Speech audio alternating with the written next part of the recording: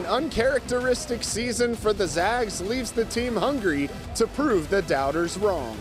Nobody's gifted into this tournament. You got to earn your way into it, and it's really, really hard.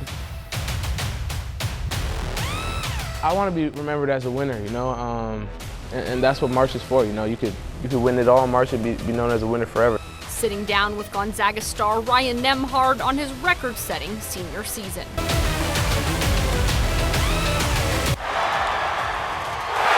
Prem 2 is bringing you all the madness tonight. Tournament Central starts right now.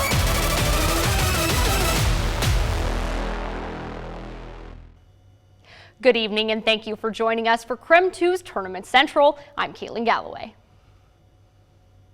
We start with team coverage. There we are. We start with team coverage live from Wichita tonight. Creme 2 Sports Director Andrew Quinn and Chief Journalist Amanda Rowley traveled with Gonzaga to preview tomorrow's Battle of the Bulldogs. We start tonight with Andrew, who has more on what the number 8 Zags need to do to topple 9th-seeded Georgia. Hey there, Andrew.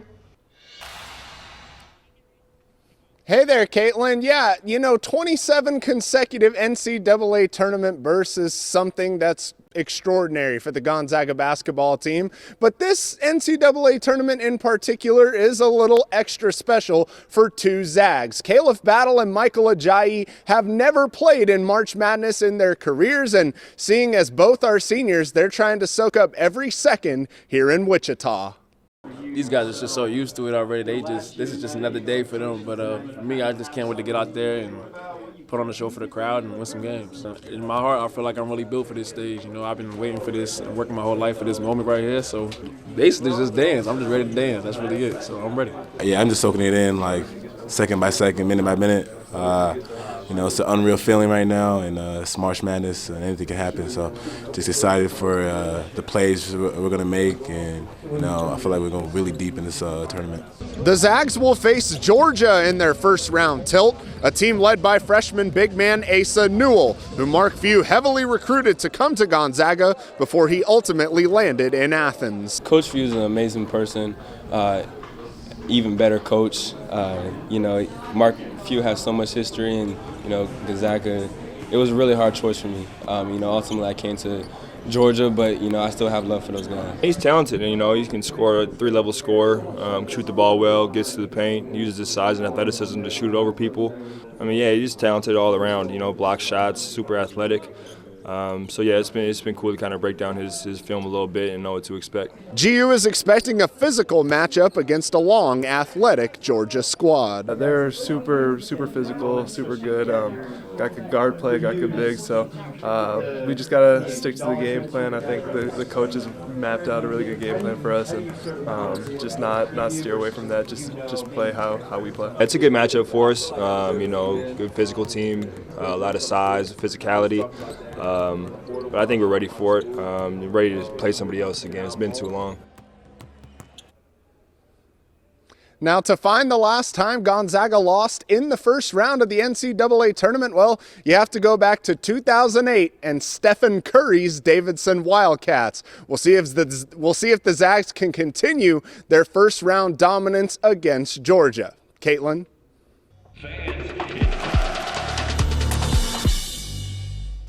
Andrew, thanks so much. Now let's take a look back at how we got here. Gonzaga began the season on opening night at the Spokane Arena against Baylor in what was a top 10 matchup at the time. The Zags went on to brutalize the Bears, winning 101-63 and putting the nation on notice on night 1 of the season. Despite the dominant performance, the Zags were focused on March even after the first game of the season. It was a good first game. I think everyone who played made a big impact, and we're really happy with how we played tonight, but we also understand it's November right now, and we're playing for March. Following the Baylor game, the Zags played a close game at the Kennel against Arizona State. GU would hang on for an 88-80 victory to open the season 2-0. Now the Zags would win their next 3 games, including a road win over San Diego State, thanks to a big game from the pairing of Ryan Nembhard and Graham Ike before heading to the Bahamas for the Battle for Atlantis tournament. The Zags hit adversity for the first time in their first game of the tournament against West Virginia when GU had a meltdown in the final 20 seconds of regulation and blew a 5-point lead en route to an 86-78 overtime loss. But the Zags would bounce back with wins over Indiana and Davidson before the battle in Seattle against Kentucky. Gonzaga dominated the Wildcats for 22 minutes before going ice cold offensively and eventually falling 90-89 in overtime. GU then traveled to Madison Square Garden, where they dropped their second straight game to defending national champion UConn 77-71. Then, after wins over Bucknell and Nichols, the Zags traveled to Los Angeles for a matchup with UCLA. Despite a late surge, GU fell to the Bruins 65-62 before entering West Coast Conference play. And after 5 consecutive wins to open WCC play, the Zags lost back-to-back games in conference for the first time since 2024 in Corvallis, and then returned home where the Zags were lit up by the Broncos, who hit 18 threes in the upset victory. Now, the Zags would only lose 2 more games the rest of the regular season. Unfortunately, both games were against arch rival St. Mary's and led to the Gales winning the outright WCC regular season title after beating the Zags 74-67 at the Kennel on February 22nd. But the Zags were able to bounce back and finish the regular season with a pair of big road wins at Santa Clara and at the Chase Center over San Francisco to lock up the second seed in the WCC tournament. The Zags would beat the Dons again in the WCC semifinals, setting up a third and final matchup with St. Mary's for the WCC's automatic bid to the NCAA tournament. And despite just 1 3-pointer being made in the entire game, the Zags received a huge lift from surprise starter Braden Huff to knock off the Gales 58-51 and win the WCC tournament, securing their 27th straight berth to March Madness. GU received an 8 seed in the Midwest region to begin the NCAA tournament. After winning 4 games to end the regular season, the Zags entered the tournament confident. A big reason for the Zags' success so far this season has been the play of senior point guard Ryan Nembhard. The 6-foot native of Ontario, Canada, has had a historic season, setting records left and right. I sat down with Ryan to chat about his basketball upbringing as well as what's unlocked his stellar play this season. I mean, he is amazing. I mean, we just lean on him so hard, and it's just an incredible luxury to have. I mean, he's really, really good. I'm surprised. Hopefully he'll start getting a little more love and attention on the national scene because he's something. To understand Ryan Nembhard's game, you have to go back to Aurora, Ontario, where he learned the game of basketball from his father, Claude, and battled on the court with his big brother, former Zag Andrew Nembhard. I would like to say they're competitive, but if you ask him, he'd probably say something different. But he's just big brother, you know, 3 years older than me. So we would compete all the time. We play on a small rim a lot of the times and try and dunk on each other and try whatever we could do. So it was just fun out there. I mean, we used to play like every single day after school, and it was competitive. We got to fight sometimes, but at the end of the day, we were just having fun playing hoops. So it was a lot of fun. Nembhard began his college career at Creighton and was the 2021 Big East Freshman of the Year. After leading the Blue Jays to the Elite Eight in 2023, Nembhard surprisingly chose to enter the transfer portal. Obviously, we had a lot of success. Obviously, he's a great coach, and he's still doing great things over there. But I just wanted something new from a coaching standpoint and a system standpoint, and I felt like Gonzaga was that place, you know. Obviously, my brother went here for 2 years, and I already kind of had a little bit of a relationship with Huey and everyone here because I've been down here. So I just felt comfortable here, and I felt like it was a spot for me. And I feel like I have made no mistakes throughout the process. And Coach Huey and the staff have delivered on everything they told me in the recruiting process. So I'm super grateful for that. It wasn't always a smooth adjustment to the complex Gonzaga offensive scheme. I mean, we had a lot of new guys that either haven't played a lot of minutes or guys coming from a different system and playing different roles. So I think it was more of that. And we figured it out after a little while. You know, it was tough at first, new guys, new system, but it just took some time. And once we figured it out, we feel like we clicked really well towards the end of the season. This year has been up and down for Gonzaga. The coaching staff called on Nembhard to find his voice and become the vocal leader of this team. I think after the UCLA and Pepperdine game, we weren't too happy with our performances, and I feel like from there I've definitely stepped up my lead a little bit, trying to be more vocal, say what's on my mind, say how I'm feeling, and I feel like the guys respect it. So, yeah, man, I just don't want to have no regrets when it's all over. Since, Nembhard has flourished and became the first WCC player to ever eclipse 300 assists in a single season. I think it's just the consistent work, you know. I think that's what it is. I think I put so much work in the offseason. Me and Gentry are at it every day in the summer. as well as every day during the season. So I think it's just a consistent work as well as the experience and the game slowing down for me. I'm in my 4th year and I feel like all my reads are becoming a lot easier. I've achieved some special things, but I think that's just a credit to the coaches, my teammates, and everyone around me who's so supportive of me and wants me to achieve these great things. So I'm super grateful for all that and all the people in the community.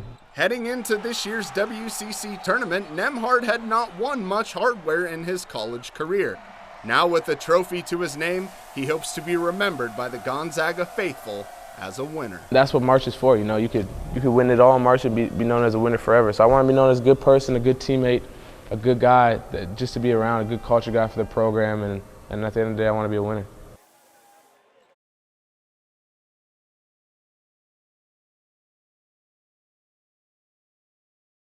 Tournament to finish in the top 5 in assists in a single season in college basketball history. Quite the season Ryan is putting together for Gonzaga. Caitlin.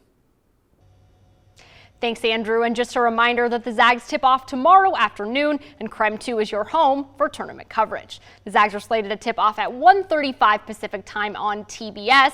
Catch the highlights and more on Krem 2 News at 4 and 5.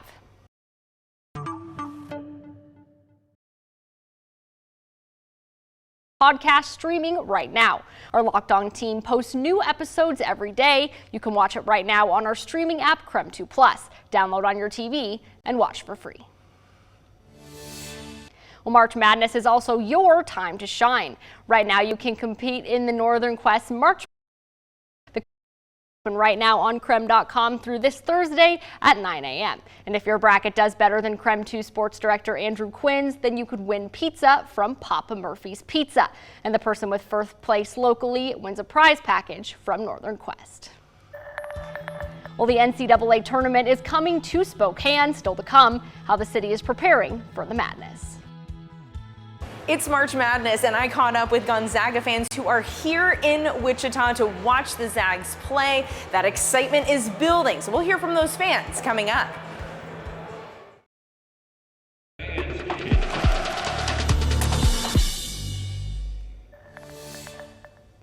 We continue with team coverage tonight. Sports director Andrew Quinn and chief journalist Amanda Rowley are live in Wichita tonight, previewing the Zags matchup against Georgia tomorrow. Plenty of Zags fans made the trip down to Kansas. Amanda, how are they feeling about tomorrow's game? Well, Caitlin, Gonzaga fans, rightly so, are super excited about the game tomorrow. In fact, you know, not all Gonzaga fans traveled here from Spokane. I spoke to a few fans who are excited to see the Zags play a little closer to home. On the eve of Gonzaga's Round 1 matchup, it's blustery outside Wichita's Intrust Bank Arena, but inside, it's the calm before the storm. Well, mostly calm. It's every Bulldog's favorite time of year. I've been waiting for this all year. I think I pissed off my girlfriend because I told her my favorite holiday is March Madness. While the team practiced, fans warmed up their cheers. Go Zags! Aaron Schrader is here cheering on his daughter's college team with his son. We're from Minnesota and we don't get to get out to Spokane too often. It's fun to see all the practice and everything going on. And they're already making their Round 1 predictions. Obviously Gonzaga over Georgia. I think we're the better team if we show up and play our game, so I'm really excited. We just saw Georgia and we feel that the Zags are more locked in than Georgia. And with that, the storm of Bulldog madness gets even closer.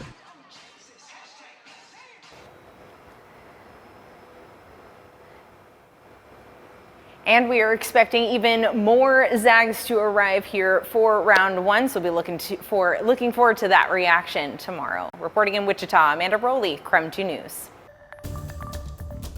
Amanda, thanks so much.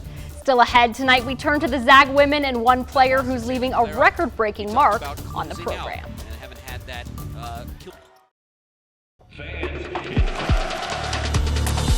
Next week, March Madness is coming right here to the Lilac City.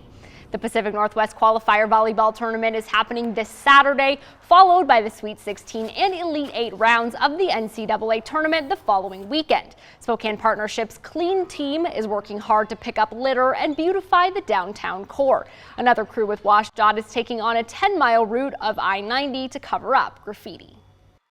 We're doing a specialized target this week of kind of the I-90 core through downtown out to Argonne and Spokane Valley.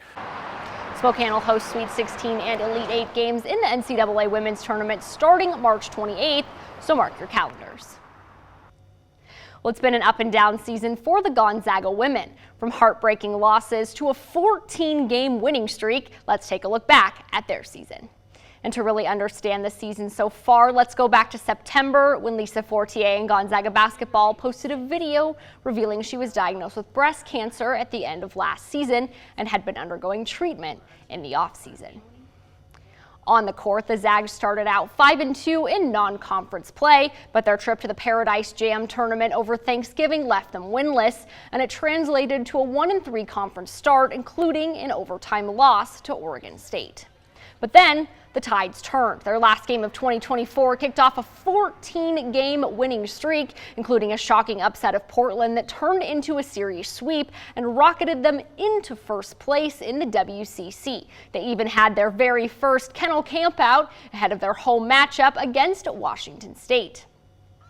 The winning streak also strengthened Yvonne Ejim's case for WCC Player of the Year and Allie Turner's bid for Freshman of the Year. Fortier won Coach of the Year, but an emotional senior night led to an unfortunate loss, and then at the WCC tournament, a heartbreaking final seconds against Oregon State knocked them out of tournament contention and sent them to the newly created WBIT tournament instead, where they have one last chance to play together in the kennel. Now we have certainty that whenever we don't play well again, it's going to be the end. And I think that that's just a hard piece to swallow. So I think we're both happy, but also you can just taste that we're in March now. And so let's be our best for as long as we can so that we can just keep doing this. Well, saying goodbye to this class of 5 seniors has been especially emotional, but they're thankful for one last shot when they host the University of Texas San Antonio tomorrow at 6 p.m. And for all the accomplishments the Gonzaga women have had these past few years, perhaps the biggest one belongs to the coach herself. Last season, Coach Lisa Fortier was diagnosed with breast cancer, and despite her health battle, Fortier's remained a leader on the court. It's just a temporary thing that we have to go through right now, and that I believe that it's going to make me better on the other side of it, and the people around me for having gone through this. And so for whatever reason, this time I was able to kind of get there a little bit quicker than Coach Fortier will eventually receive another surgery, and she'll continue to make doctor visits every 3 months to get tests and blood work done to ensure she's cancer-free. And a hearty congratulations to Gonzaga senior forward Yvonne Ejim. She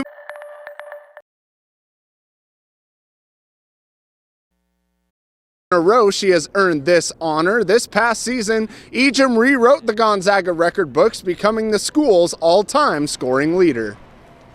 It's just a really amazing feeling, just knowing that I'm doing it with my team, with this school, for this program. I'm very excited, and I'm very happy that I got to do that accolade. I know a lot of people were rooting for me, especially Heather Bowman, so it's just great to be up there with such amazing people who have come before me in this program. With the record behind her, Ejim says she's now relishing every moment left in her college career, including tomorrow's matchup with UTSA. Thanks, Andrew. Our Tournament Central coverage continues tonight. After the break, how you can be a part of it and maybe win a few prizes with Creme 2.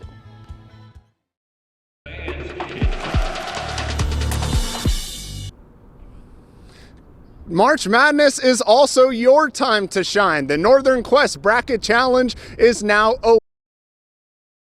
9 a.m. to sign up and upload your March Madness bracket online on creme.com. If your bracket ends up doing better than mine, well, hey, you could win pizza from Papa Murphy's. Doesn't that sound nice? And the person with first place locally overall wins a prize package from Northern Quest. Caitlin? Thanks for joining us. Go Zags.